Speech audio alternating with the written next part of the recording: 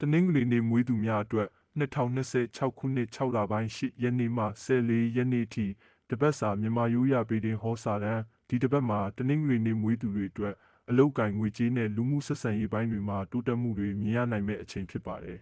။အရင်ကနှောင့်နှေးနေတဲ့ကိစ္စတချို့ပြန်လည်အဆင်ပြေလာနိုင်ပြီးမျှော်လင့်ထားတဲ့သတင်းကောင်းတွေလည်းကြားရနိုင်ပါတယ်။တနင်္ဂနွေနေ့မွေးသူများအတွက်အလုပ်စီးပွားရေးကတော့လုပ်ငန်းခွင်မှာလူကြီးသူမတွေရဲ့အားပေးမှုနဲ့ယုံကြည်မှုကိုရရှိလာနိုင်ပါတယ်။အလုပ်သစ်ရှာဖွေနေသူများအတွက်အခွင့်အရေးကောင်းတွေပေါ်လာနိုင်ပါတယ်။စီးပွားရေးသမားများအနေဖြင့်ဖောက်သည်အသစ်များတိုးလာနိုင်ပါတယ်။တနင်္ဂနွေနေ့မွေးသူများအတွက်ငွေကြေးကံကတော့ငွေဝင်ကံကောင်းနေပြီးအပိုဝင်ငွေတချို့ရရှိလာနိုင်ပါတယ်။သို့တော့မလိုအပ်တဲ့အသုံးစရိတ်တွေများလာနိုင်တာကြောင့်ငွေကြေးစီမံခန့်ခွဲမှုကိုဂရုစိုက်ဖို့လိုပါတယ်။တနင်္ဂနွေနေ့မွေးသူများအတွက်အခြေရေးကတော့စင်ကိုတွေအတွက်မိတ်ဆွေတယောက်ကနေအခြေရေးအခွင့်အလမ်းဖြစ်ပေါ်လာနိုင်ပါတယ်။ချစ်သူရှိသူတွေကတော့နားလည်မှုတွေပုံမခိုင်မာလာပြီးပျော်ရွှင်စရာအချိန်တွေကိုဖြတ်တန်းရနိုင်ပါတယ်။တနင်္ဂနွေနေ့မွေးသူများအတွက်ကျန်းမာရေးကတော့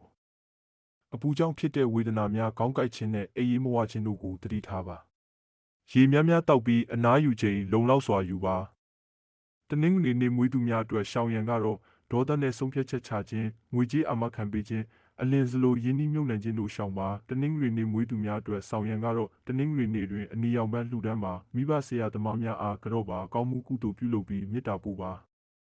ကံကောင်းစေသောအယောင်အနီရောင်လိမ္မော်ရောင်တို့ဖြစ်ပါတယ်ကံကောင်းစေသောကဏ္ဍတွေကတော့တလေးခုနှစ်ကဏ္ဍတို့ဖြစ်ပါတယ်ကံကောင်းစေသောနေ့တွေကတော့ဗုဒ္ဓဟူးနေ့မှာကံကောင်းစေပါတယ်ဒီတစ်ပတ်မှာစိတ်ရှည်တီးခံပြီးအခွင့်အရေးတွေကိုတေချာအသုံးချနိုင်ရင်အောင်မြင်မှုတွေနဲ့ကံကောင်းခြင်းတွေရရှိလာနိုင်ပါတယ်အခုလိုတပတ်စာပေတင်ဟောချက်တွေကိုအမြဲကြည့်ရှုခြင်းရင် like follow လုပ်ထားဖို့မမေ့နဲ့နော် subscribe လည်းလုပ်ပေးခဲ့ပါဦး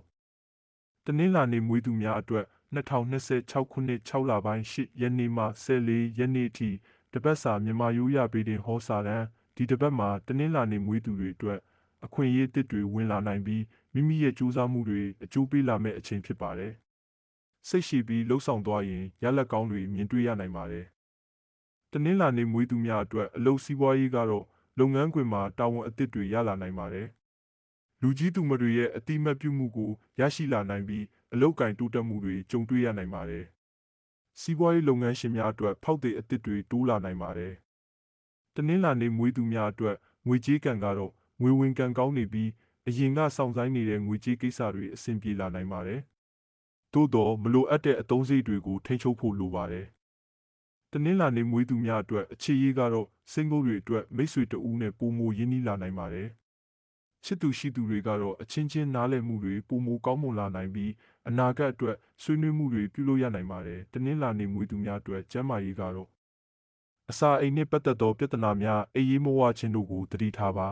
။အစားအသောက်အချိန်မှန်စားပြီးအနားယူမှုလုံလောက်စွာရယူပါ။တနင်္လာနေ့မွေးသူများအတွက်ရှောင်ရံကတော့အလင်းလိုဆုံးဖြတ်ချက်ချခြင်းသူများကိစ္စများတွင်ဝင်ရောက်ဆွတ်ဖက်ခြင်းမလိုအပ်ဘဲငွေချေးငှားခြင်းတို့ရှောင်ပါတနင်္လာနေ့မွေးသူများအတွက်ဆောင်ရံကတော့တနင်္လာနေ့တွင်ရေတက်လူတန်းပါမိဘနှင့်တက်ကြီးရွယ်ဦးများအားကူညီပါအဖြူရောင်အသုံးဆောင်လေးများဆောင်ထားပါကံကောင်းစေသောအယောင်အဖြူရောင်အပြာနုရောင်တို့ဖြစ်ပါတယ်ကံကောင်းစေသောကဏ္ဍတွေကတော့299ကဏ္ဍတို့ဖြစ်ပါတယ်ကံကောင်းစေသောနေ့တွေကတော့တောကြနေ့မှာကံကောင်းစေပါတယ်ဒီတစ်ပတ်မှာစိတ်တည်ငြိမ်စွာနဲ့ကြိုးစားလှုပ်ဆောင်နိုင်ရင်အောင်မြင်မှုနဲ့ကံကောင်းခြင်းတွေရရှိလာနိုင်ပါတယ်အခုလိုတပတ်စာပေတင်ဟောချက်တွေကိုအမြဲကြည့်ရှုခြင်းရင် like follow လုပ်ထားဖို့မမေ့နဲ့နော် subscribe လည်းလုပ်ပေးခဲ့ပါဦးအင်္ဂါနေ့မွေးသူများအတွက်2026ခုနှစ်6လပိုင်း8ရက်နေ့မှ14ရက်နေ့ထိတပတ်စာမြန်မာရိုးရာပေတင်ဟောစာတမ်းဒီတပတ်မှာအင်္ဂါနေ့မွေးသူတွေအတွက်ကြိုးစားထားသမျှအရာတွေအကျိုးရလဒ်ကောင်းတွေပြန်လည်ရရှိလာနိုင်တဲ့အချိန်ဖြစ်ပါတယ်စိတ်တက်ကြွပြီးအခွင့်အရေးသစ်တွေကိုဖန်ဆုပ်နိုင်မယ့်ကာလတစ်ခုပါအင်္ဂါနေ့မွေးသူများအတွက်အလုပ်စီးပွားရေးကတော့လုပ်ငန်းခွင်မှာအရေးကြီးတဲ့တာဝန်တွေရရှိလာနိုင်ပါတယ်။မိမိရဲ့အရေးချင်းကိုပြသခွင့်ရမယ့်အချိန်ဖြစ်ပြီးလူကြီးသူမတွေရဲ့အတိမတ်ပြုမှုကိုရရှိနိုင်ပါတယ်။စီးပွားရေးလုပ်ငန်းများတွင်အယောင်းဝယ်ကောင်းမွန်လာနိုင်ပါတယ်။အင်္ဂါနေ့မွေးသူများအတွက်ငွေကြေးကံကတော့ငွေဝင်ကံကောင်းနေပြီးဝင်ငွေတိုးလာနိုင်ပါတယ်။အရင်ကမရသေးတဲ့ငွေကြေးတချို့ပြန်လည်ရရှိနိုင်ပေမဲ့အသုံးစရိတ်ကိုစနစ်တကျထိန်းချုပ်ဖို့လိုအပ်ပါတယ်။အင်္ဂါနေ့မွေးသူများအတွက်အခြေရေးကတော့စင်ကိုတွေအတွက်စိတ်ဝင်စားဖွယ်ကောင်းတဲ့လူတစ်ယောက်နဲ့ဆုံတွေ့နိုင်ပါတယ် ချစ်သူရှိသူတွေကတော့နားလည်မှုတွေပိုမိုခိုင်မာလာပြီးပျော်ရွှင်စရာအချိန်တွေကိုဖျက်ဆီးရနိုင်ပါတယ်။အင်္ဂါနေ့မွေးသူများအတွက်ကျန်းမာရေးကတော့သွေးပေါင်တက်ခြင်း၊ခေါင်းကိုက်ခြင်းနဲ့အပူကြောင့်ဖြစ်တဲ့ဝေဒနာတွေကိုသတိထားပါ။ရေများများတောက်ပြီးလုံလောက်စွာအနားယူပါ။အင်္ဂါနေ့မွေးသူများအတွက်ရှောင်ရန်ကတော့ဒေါသနဲ့စကားပြောခြင်း၊ငွေကြေးအာမခံပေးခြင်းအလင်းစလိုဆုံးဖြတ်ချက်ချခြင်းတို့ရှောင်ပါအင်္ဂါနေ့မွေးသူများအတွက်ဆောင်ရန်ကတော့အင်္ဂါနေ့တွင်နီယောင်ပန်းလှူဒန်းမှာတက်ကြီးရွယ်ဦးများကိုကူညီပါအနီရောင်အသုံးဆောင်လေးများဆောင်ထားပါကံကောင်းစေသောအယောင်အနီရောင်ပန်းရောင်တို့ဖြစ်ပါတယ်ကံကောင်းစေသောကဏ္ဍတွေကတော့369ကဏ္ဍတို့ဖြစ်ပါတယ်ကံကောင်းစေသောနေ့တွေကတော့ကြာသပတေးနေ့မှာကံကောင်းစေပါတယ်ဒီတစ်ပတ်မှာမိမိကိုယ်ကိုယုံကြည်မှုအပြည့်နဲ့ရှေ့ဆက်နိုင်ရင်အောင်မြင်မှုနဲ့ကံကောင်းခြင်းတွေရရှိလာနိုင်ပါတယ်အခုလိုတပတ်စာပေတင်ဟောချက်တွေကိုအမြဲကြည့်ရှုခြင်းရင် like follow လုပ်ထားဖို့မမေ့နဲ့နော် subscribe လည်းလုပ်ပေးခဲ့ပါဦးဗုဒ္ဓဟူးနေ့မွေးသူများအတွက်2026ခုနှစ်6လပိုင်း8ရက်နေ့မှ14ရက်နေ့ထိတပတ်စာမြန်မာရိုးရာပေတင်ဟောစာတမ်းဒီတပတ်မှာဗုဒ္ဓဟူးနေ့မွေးသူတွေအတွက်ကံကောင်းမှုတွေနဲ့အခွင့်အလမ်းအသစ်တွေဝင်လာနိုင်တဲ့အချိန်ဖြစ်ပါတယ်မိမိရဲ့အရေးချင်းနဲ့စူးစမ်းအားထုတ်မှုတွေကိုလူအများကအတိအမှတ်ပြုလာနိုင်ပါတယ်ဗုဒ္ဓဟူးနေ့မွေးသူများအတွက်အလုပ်စီးပွားရေးကတော့လုပ်ငန်းခွင်မှာအရေးကြီးတဲ့အခွင့်အရေးတစ်ခုရရှိလာနိုင်ပါတယ်။အလုပ်သစ်ရှာဖွေနေသူများအတွက်သတင်းကောင်းတွေကြားရနိုင်ပြီးစီးပွားရေးလုပ်ငန်းရှင်များအတွက်ဖောက်သည်အသစ်များတိုးပွားလာနိုင်ပါတယ်။ဗုဒ္ဓဟူးနေ့မွေးသူများအတွက်ငွေကြေးကံကတော့ငွေဝင်ကံကောင်းနေပြီးဝင်ငွေလမ်းကြောင်းအသစ်တွေပေါ်ပေါက်လာနိုင်ပါတယ်။သို့သောအပျော်သုံးစရိတ်များနိုင်တာကြောင့်ငွေကြေးစီမံခန့်ခွဲမှုကိုဂရုစိုက်ဖို့လိုပါတယ်။ဗုဒ္ဓဟူးနေ့မွေးသူများအတွက်အခြေရေးကတော့စင်ကိုတွေအတွက်စိတ်တူကိုယ်တူတူတဦးနဲ့ဆုံတွေ့ရနိုင်ပါတယ်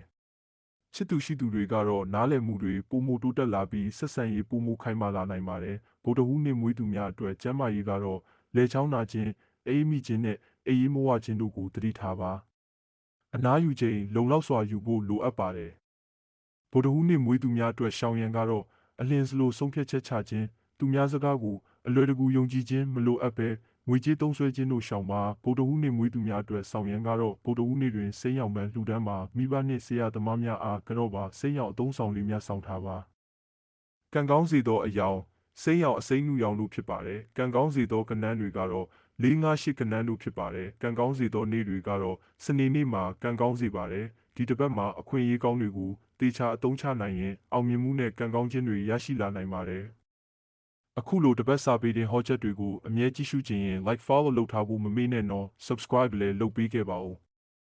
ကြာသပတေးနေ့မွေးသူများအတွက်2026ခုနှစ်6လပိုင်း8ရက်နေ့မှ14ရက်နေ့ထိတပတ်စာမြန်မာရိုးရာပေတင်ဟောစာတမ်းဒီတပတ်မှာကြာသပတေးနေ့မွေးသူတွေအတွက်ကံကြမ္မာတိုးတက်မှုတွေမြင်တွေ့ရနိုင်ပြီးအခွင့်အရေးကောင်းတွေဝင်လာမဲ့အချိန်ဖြစ်ပါတယ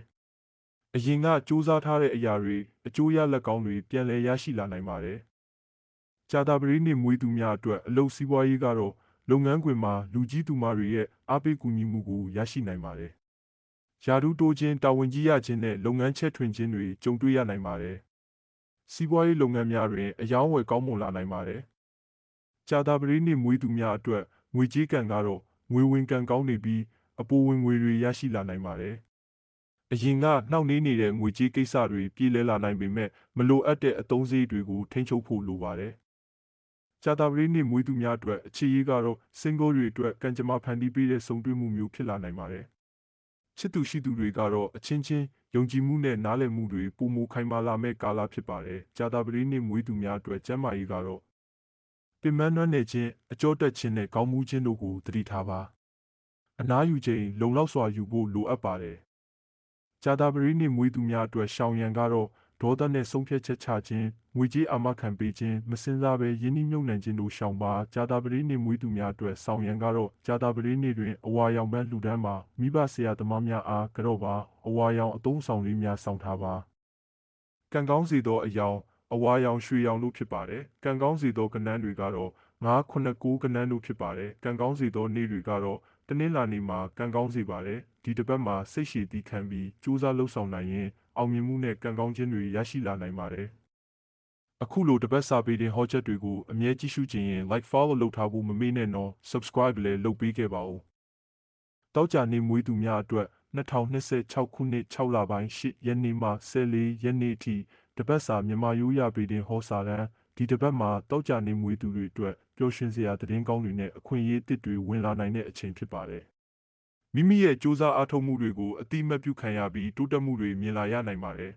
။တောက်ကြနေမွေးသူများအတွက်အလုပ်စီးပွားရေးကတော့လုပ်ငန်းခွင်မှာအခွင့်အရေးကောင်းတွေပေါ်လာနိုင်ပါတယ်။အမှုပညာအယောင်းဝယ်မီဒီယာနဲ့အွန်လိုင်းလုပ်ငန်းလုပ်သူများအတွက်အထူးကံကောင်းနိုင်ပါတယ်။လုပ်ဖို့ကင်ဘက်တွေနဲ့ပူးပေါင်းဆောင်ရွက်မှုတွေအဆင်ပြေလာနိုင်ပါတယ်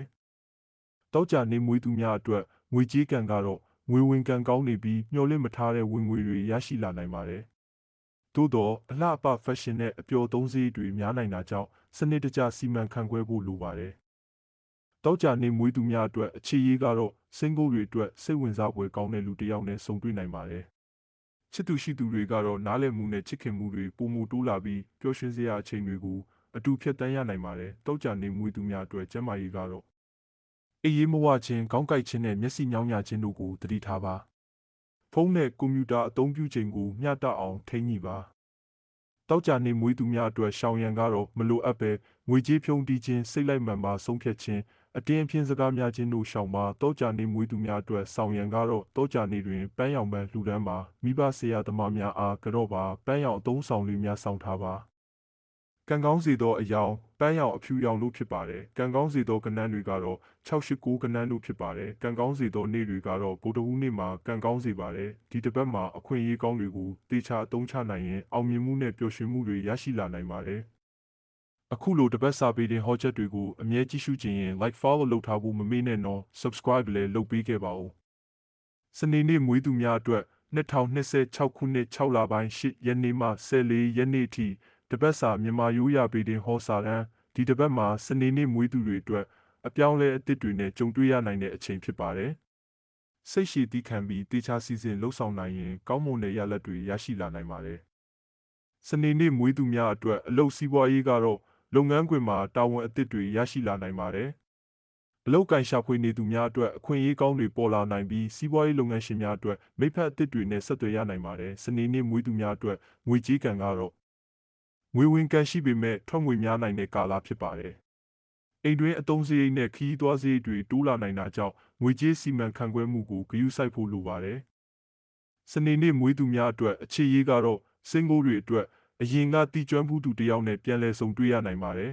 ။ချစ်သူရှိသူတွေကတော့အချင်းချင်းနားလည်မှုနဲ့တီးခံမှုပုံမလိုအပ်တဲ့အချိန်ဖြစ်ပါတယ်။စနေနေ့မွေးသူများအတွက်ကျန်းမာရေးကတော့ခါနာခြင်းအကြောတက်ခြင်းနဲ့အေးရေးမဝခြင်းတို့ကိုသတိထားပါ။အလုံးနဲ့အနားယူခြင်းကိုမျှတအောင်ထိန်းညှိဖို့လိုအပ်ပါတယ်။စနေနေ့မွေးသူများအတွက်ရှောင်ရန်ကတော့စိတ်လိုက်မှန်ပါဆုံးဖြတ်ချက်ချခြင်းသူများကိုအလွယ်တကူယုံကြည်ခြင်းငွေကြေးအန္တရာယ်ရှိသောယင်းနှိမ့်ညံ့မှုများပြုလုပ်ခြင်းတို့ရှောင်ပါစနေနေ့မွေးသူများအတွက်ဆောင်ရန်ကတော့စနေနေ့တွင်အပြာရောင်ပန်းလှူဒန်းပါတက်ကြီးရွယ်ဦးများကိုကူညီပေးပါအပြာရောင်အသုံးဆောင်လေးများဆောင်ထားပါကံကောင်းစေသောအယောင်အပြာရောင်ခရမ်းရောင်တို့ဖြစ်ပါတယ်ကံကောင်းစေသောကဏ္ဍတွေကတော့248ကဏ္ဍတို့ဖြစ်ပါတယ်ကံကောင်းစေသောနေ့တွေကတော့အင်္ဂါနေ့မှာကံကောင်းစေပါတယ်ဒီတစ်ပတ်မှာသတိနဲ့ကြိုးစားလှုပ်ဆောင်နိုင်ရင်အောင်မြင်မှုနဲ့ကံကောင်းခြင်းတွေရရှိလာနိုင်ပါတယ်အခုလိုတပတ်စာပေတင်ဟောချက်တွေကိုအမြဲကြည့်ရှုခြင်းရင် like follow လုပ်ထားဖို့မမေ့နဲ့နော် subscribe လည်းလုပ်ပေးခဲ့ပါဦး